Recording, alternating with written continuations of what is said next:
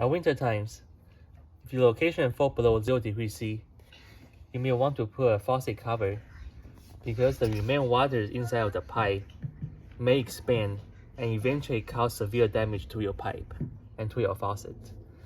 So let me show you guys how to put the faucet cover onto the faucet. It's actually quite simple. You can easily buy this faucet cover from Lowe's or Home Depot.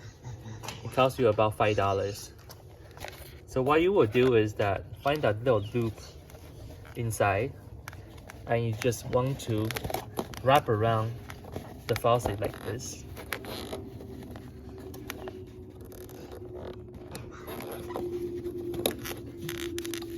Okay.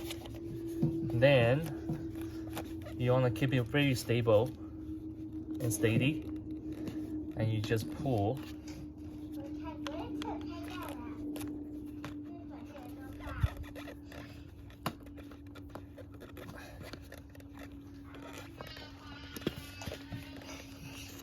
Like this.